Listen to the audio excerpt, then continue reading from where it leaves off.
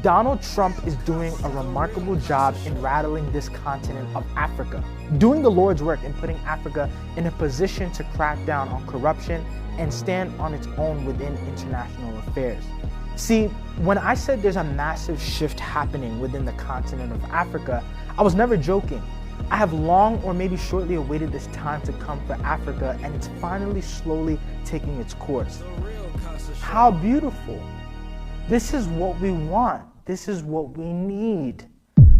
Global diaspora, use our code Kasa. Allow me to introduce you to a solution that is revolutionizing money transfers for Africans worldwide. If you've grown frustrated with slow, expensive services, it's time to consider PayAngel, a platform designed by Africans tailored specifically to our unique needs. Gen Z, we need services that get us, and PayAngel does. PayAngel understands our needs, offering the best exchange rates and super fast transactions. Whether you're sending money to family or paying for business, it's all about convenience and trust. Plus, with PayAngel's easy-to-use app, you get more for your money and it's always safe. To experience the best service and value, use our code Kasa when downloading and transferring. Remember, use our code Kasa now. PayAngel, global payments, local simplicity.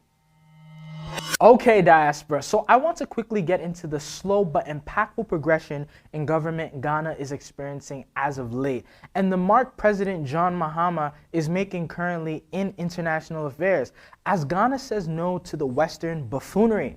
All this coming up on today's show, with no bias, no lies, real Vim, real Kasa. President John Mahama, I will not count him out just yet on one of Africa's leaders who are taking the charge right now. I know in previous episodes I've discussed the development of the Sahel states and leaders like Traoré and Goita taking initiative towards their country's sovereignty. But interestingly enough, John Mahama is doing the same thing here and sending shockwaves to the Western world in hopes of keeping and not negotiating Ghana's sovereignty. I would hope so, considering that, to be honest, we've seen at his inauguration of His Excellency President John Mahama, guess who was there in attendance? Ibrahim Traoré. The whole of Africa and the world can see these two men have a relationship of some sort, which actually requires loyalty.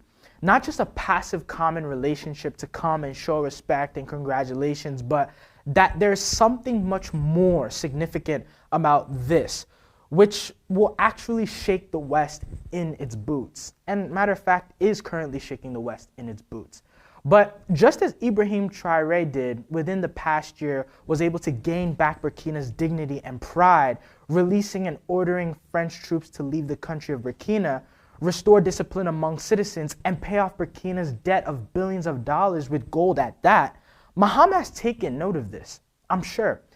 Ghana's bold decision to close U.S. military bases has shook the international community, making the shift that I was talking about more evident.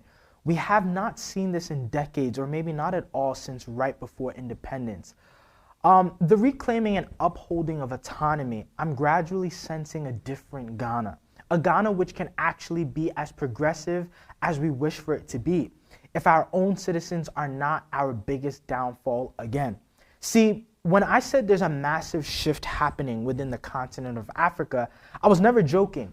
I have long or maybe shortly awaited this time to come for Africa, and it's finally slowly taking its course. I would say, right, Donald Trump is doing a remarkable job in rattling this continent of Africa, doing the Lord's work in putting Africa in a position to crack down on corruption and stand on its own within international affairs. We see this in South Africa-US controversy as well. I am not saying Donald Trump is the best. I'm not saying that everything he's doing is right. That's absolutely not what I'm saying. But I'm saying that in the position he's putting Africa, it's actually more progressive than hindering Africa, if you get what I'm saying, which we will get into in future episodes. But recently, we know that the U.S. has decided to reduce international aid. This is something that the United States has used time and time again as leverage to keep other third world countries in the palm of their hands, giving aid especially to African countries. And in an interview with Bloomberg, Next Up Africa, Mahama emphasized that American aid policies have long served as a strategic tool for maintaining U.S. soft power and influence across developing nations, which they have, and I quote, America has the right to recalibrate and freeze its international assistance to other countries, but there's always a blowback, Mahama said.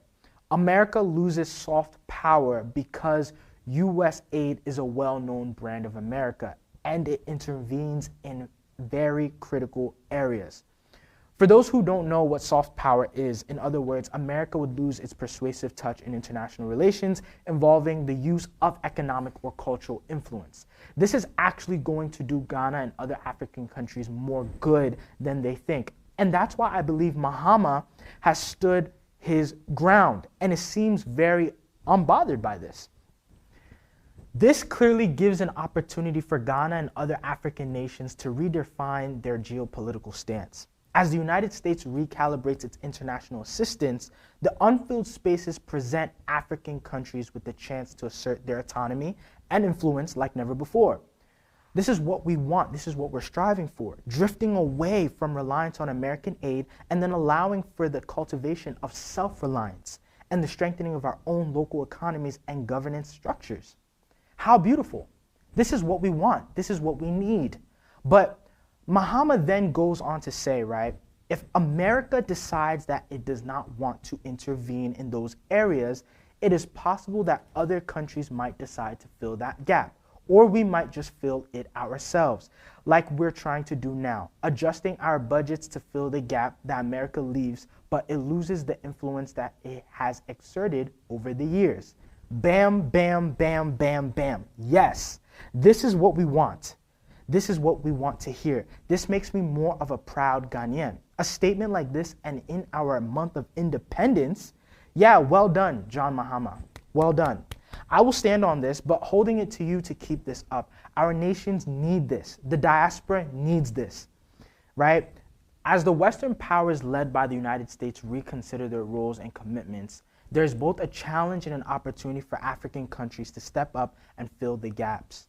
It's a chance to reduce dependency on foreign aid and prioritize self-reliance, ultimately owning our economic and political identity. Well, ladies and gentlemen, that is all the time we have for today. Be vigilant, be blessed, and stay tuned for the next episode on The Real Kasa Show. On the next episode of The Real Kasa Show, we're diving into President John Mahama's bold stance against the IMF, calling them out for their biases and refusing to let foreign institutions dictate Ghana's cultural values, something we absolutely need to talk about. Then, we shift gears to the devastating crisis in DR Congo, where M23 rebels once again continue their reign of terror, attacking hospitals and slaughtering innocent people, all for power and resources. Africa is under pressure from all angles, and it's time we break it all down. Real Vim, Real Kasa, on the next episode of The Real Kasa Show. Hey viewers, if you're looking for some amazing West African cuisines in New Jersey, visit Legit African Touch at 52 Ferry Street, South River, New Jersey. Mama's Secret, only continental dishes, preferably Ghanaian or Nigerian dishes, all in Legit African Touch. Get a feel of the African touch now. What up, viewers of The Real Kasa Show? Make sure to follow The Real Kasa Show on X, Instagram, YouTube, and TikTok as well.